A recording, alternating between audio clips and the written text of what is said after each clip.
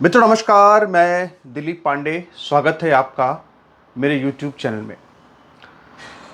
मित्रों, कहते हैं कि जब तक रोए ना तब तक माँ भी बच्चे को दूध नहीं पिलाती है।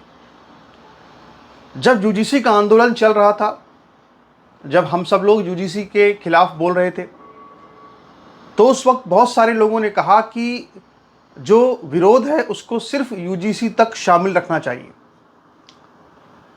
लेकिन जब बहुत सारे ऐसे लोग जिन्होंने कि मोदी के बचाव करना शुरू किया, तरह तरह से झूठ बोलना शुरू किया, जैसे मेरे ऊपर तो कुछ लोगों ने इस तरह से टिप्पणी की कि पंडित पगला गया है। मतलब मेरे फेसबुक पर लोगों ने लिखा कि ये पंडित पगला गया है।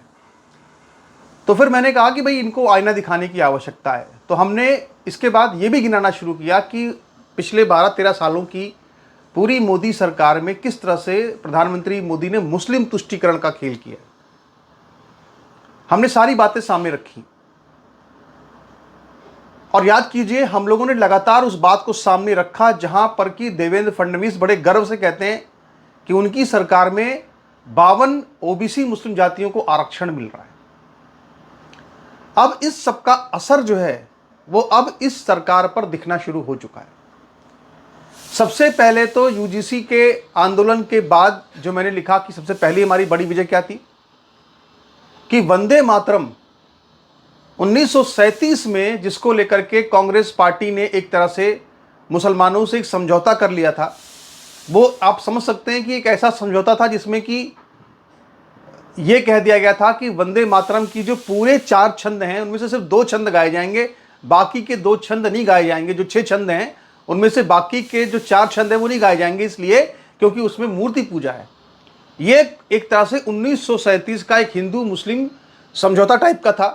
लेकिन इस समझौते को सबसे पहले तोड़ दिया गया अभी हाल ही में यूजीसी के आंदोलन के बाद। तो हमने कहा कि ये हमने जो सरकार की पोल खोली कि सरकार किस तरह से तुष्टीकरण करती है, उस पर सबसे पहली जो विजय हम ये मानते हैं कि हमारी वही थी कि हमने इस चीज़ को वंदे मातरम जो है वो पूरा गाया जाएगा। और दूसरी सबसे बड़ी विजय जो है वो ये है कि आज जिस तरह से सामान्य वर्ग का गुस्सा है कि आप हमको जातियों में बांट रहे हो और मुसलमानों को आरक्षण दे रहे हो।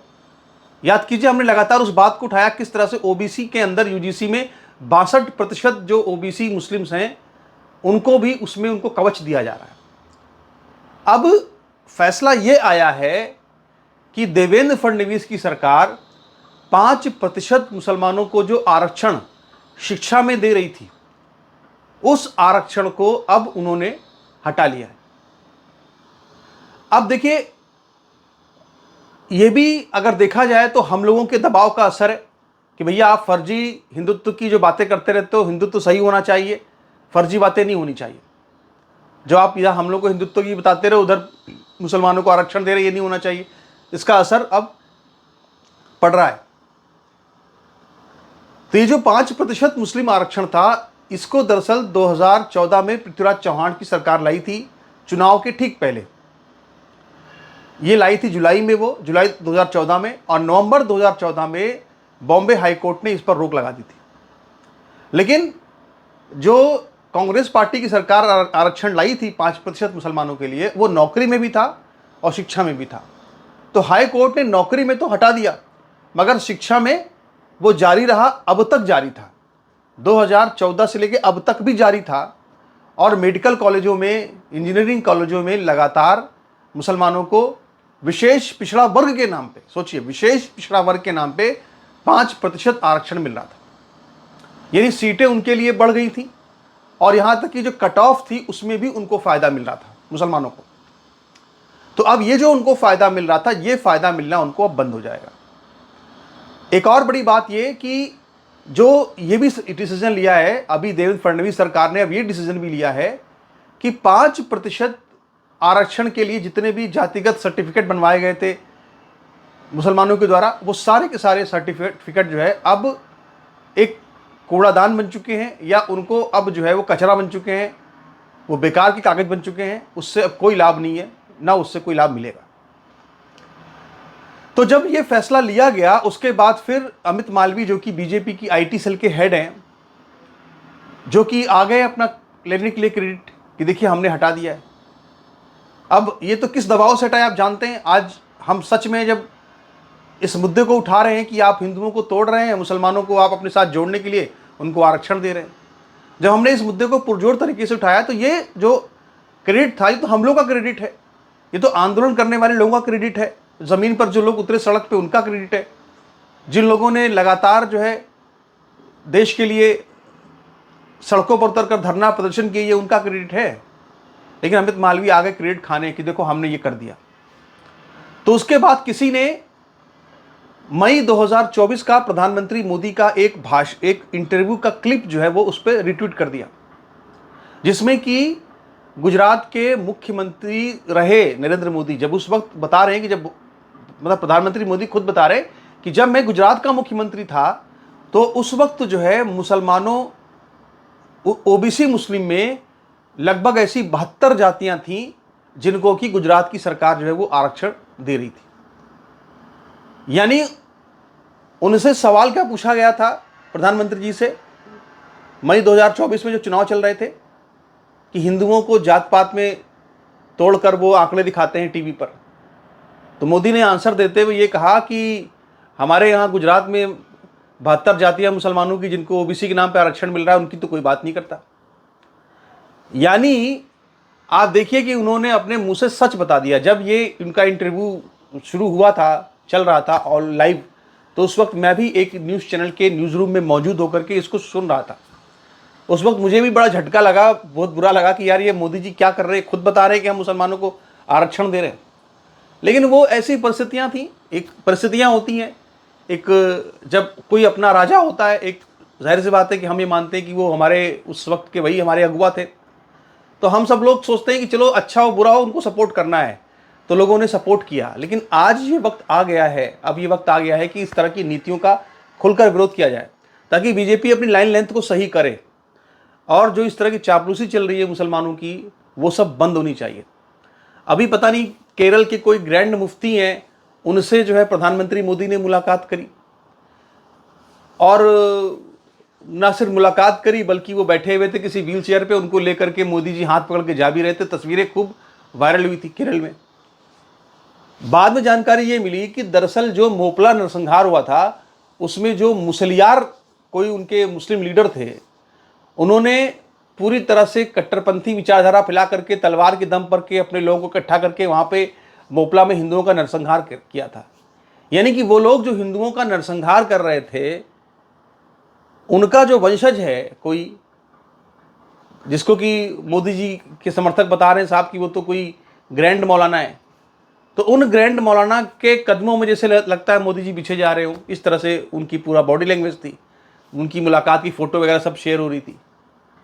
एक तो होता है कि आपने किसी से पर्दे के पीछे मुलाकात कर ली, भाई हम तो उस मोदी को जानते थे जो मोदी सद्भावना मिशन जब चल रहा था, जब वो एक दिन का उपवास रखे हुए थे अहमदाबाद में, तब एक मुसलमान ने आकर के उनको टोपी पहनाने की कोशिश की तो उन्होंने टोपी पहनने से इनकार कर दिया। हम तो उसी मोदी को जानते थे, हम तो उसी मोदी को जानते थे ना। और इसके बाद एबीपी न्यूज़ नाम के एक न्यूज़ चैनल ने प्रधानमंत्री मोदी की तस्वीर दिखा दी टोपी लगाए हुए कि टोपी, मुस्लिम टोपी में कैसे लगते हैं प्रधानमंत्री मोदी। तो प्रधानमंत्री मोदी को इतनी चिंता हुई कि उस पूरे एबीपी न्यूज़ को कहा गया कि आप इस तस्वीर को हटाइए, इससे विवाद पैदा हो रहा है। यानी प्रधानमंत्री मोदी की छवि की इतनी चिंता थी बीजेपी को, मोदी को भी चिंता थी कहीं उनके ऊपर मुस्लिम परस्ती का लेबल न लग जाए। लेकिन जैसे ही वो 2 बार प्रधानमंत्री रह चुके, जैसे ही जो है तीसरी बार प्रधानमंत्री चुन लिए गए, तो उनको लगा कि अब तो हमने इतिहास में अपना नाम दर्ज करा लिया, अब तो हम सब कुछ बन चुके, अब तो हिंदुओं के वोट से प्रधानमंत्री बन गए। तो फिर इसके बाद वो इस बात को भूल गए कि आज से 12-15 साल पहले उन्होंने किस तरह से टोपी पहनने से इनकार कर दिया था। उन्होंने टोपी पहनने से इनकार कर दिया था और वो खुद को सबसे बड़ा हिंदू हृदय सम्राट बनाने की मुहिम में लगे हुए थे। लेकिन जब उनको हिंदुओं ने अपना सम्राट बना के अपने दिलों में बैठा लिया, इसके बाद उन्होंने अपनी असली फितरत दिखा दी कि आखिर में वो क्या है। तो भैया ये सब क्या है, अवसरवादी नेता हैं। अब चाहे कोई कुछ भी कहे, चाहे कोई मुझे 50 गालियां दे आके यहाँ पे, मगर किसी भी मुस्लिम परस्त नेता को मैं बिल्कुल भी माफ़ नहीं कर सकता हूँ। मुस्लिम परस्ती करने वाले किसी भी नेता के साथ मेरी कोई सहानुभूति नहीं है।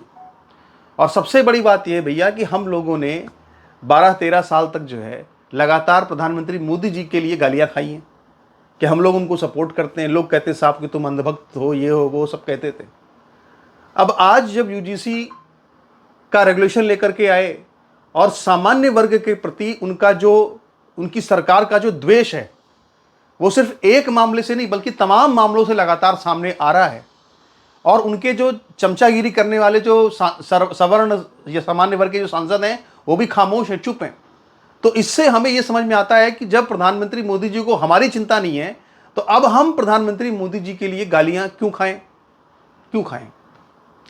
आज भी मैं देख रहा हूं कि बहुत सारे यूट्यूबर्स जिन्होंने कि बहुत जम करके यूजीसी रेगुलेशंस का खूब विरोध किया, लेकिन कुछ दिनों के बाद जब ये सुप्रीम कोर्ट का स्टे लग गया उसके बाद धीरे धीरे फिर से वो अपनी मोदी की प्रशंसा करने की लाइन पे आ गए। इसके बाद उनको खूब गालियां भी पड़ रही हैं। तो उनको मैं ये कहना चाहता हूं भैया कि आपने 12 साल तक 13 साल तक मोदी जी के लिए खूब गालियां खाई हैं। अब आप गाली खाने की जरूरत नहीं है। अब वो दिखाओ जो सही है वही दिखा दो। जो गलत है वो गलत है, जो सही है वो सही है। बाकी यहां पे मैं एक और बात कहना चाहता हूं अपने सभी मित्रों से इस वीडियो को खत्म करने से पहले, जो मैं समझता हूं कि बहुत ही महत्वपूर्ण है। देखिए, मेरे बारे में अगर आपने कोई ये धारणा बना ली है कि मैं अविमुक्तेश्वर आनंद का समर्थक हूं, नहीं हूं। अगर आपने मेरे बारे में ये धारणा बना रखी है कि मैं जो है वो किसी अलग पार्टी को बनाने का समर्थन करता हूं, तो मैं वो भी नहीं हूं। उसकी वजह समझ लीजिए साफ साफ क्या है। उसकी वजह बिल्कुल साफ साफ ये है। मैं आपको एक उदाहरण देता हूं। पानीपत का तीसरा युद्ध चल रहा था और पानीपत का तीसरा युद्ध हिंदू मराठे हारे कि जीते, ये तो आज भी इतिहास में एक बहस का विषय है। लेकिन इसमें कोई दो राय नहीं कि उसमें मराठों का बहुत बड़ा नुकसान हुआ था। वो नुकसान होने की एक बहुत बड़ी वजह ये भी थी कि उस वक्त जो मराठों के पेशवा थे, जो वो पेशवा उतने योग्य नहीं थे। वो उनको उतनी ध्यान नहीं थी कि आखिर उनकी सेना जब जा रही है तो उसके पास साधन होने चाहिए, उसके पास पैसा होना चाहिए, उसके पास रसद जानी चाहिए, उनको उचित सलाह देनी चाहिए। उन्होंने भाव के भरोसे सब छोड़ दिया था। तो कुछ मैं समझता हूं कि जरूर पेशवा की वहां बहुत बड़ी गलती थी। वो उतने योग्य नहीं थे जितने कि उनके पूर्वज बाजीराव पेशवा थे। लेकिन उस जमाने में मराठों को लगता होगा कि हाँ ये गलत हो रहा है, पेशवा गलत कर रहे हैं। वैसे पेशवा का अर्थ भी प्रधानमंत्री होता है वैसे। लेकिन इसके बाद भी चूंकि उस समय कोई चुनाव तो होता नहीं था, एक बार जो व्यक्ति राजा बन गया या जो पेशवा बन गया, फिर जब तक वो जीवित है तब तक उसको झेलना पड़ेगा। चाहे वो अच्छा हो तो भी झेलना पड़ेगा, बुरा हो तो भी झेलना पड़ेगा। लेकिन उस समय भी कोई जो हिंदू मराठा है वो पेशवा से नाराज होकर के भी ये नहीं कह सकता कि मेरा जो है अब मेरा पेशवा औरंगजेब है या मेरा पेशवा मुगल है या हम मुगलों से हाथ मिला लें। ये नहीं हो सकता है। ये बात ठीक है, कुछ भी हो, लेकिन आज भी हिंदुओं का कोई अगर राजा है तो प्रधानमंत्री मोदी है। तुम चाहे कितनी गालियां उसको दो, हम उसको गालियां दें, उसे कटु शब्द बोले, कुछ भी बोलें, पर यह सच है कि आज वही है। हाँ, लेकिन यह है कि अब हम उसको हटाएंगे या अब उनको हट जाना चाहिए और जो उपयुक्त व्यक्ति है बीजेपी के अंदर से ही उसको ला करके उसका राज्याभिषेक करना चाहिए। और मुझे लगता है कि वो चाहे कुछ समय के लिए चाहे शिवराज सिंह चौहान हो या अमित शाह हो या इसके बाद योगी आदित्यनाथ हो, कोई भी जो अच्छा हो, जो हिंदुओं को जोड़ कर रख सके, उसको आगे बढ़ाना चाहिए। तो आज हमारे पास डेमोक्रेसी है, लोकतंत्र है। तो जहाँ पर भी, तो आज हमारे पास एक साधन है कि हम अपने सोशल मीडिया के माध्यम से हम चाहें तो प्रधानमंत्री मोदी को ये दिखा सकते हैं कि उन्होंने क्या क्या गलतियां की हैं और उनकी गलतियों से कितना नुकसान हो रहा है। यानी जिहाद की जो इतनी बड़ी चुनौती पहले से हमारे देश के सामने खड़ी थी, उसको कम करने में आंतरिक रूप से प्रधानमंत्री मोदी ने कोई योगदान नहीं दिया।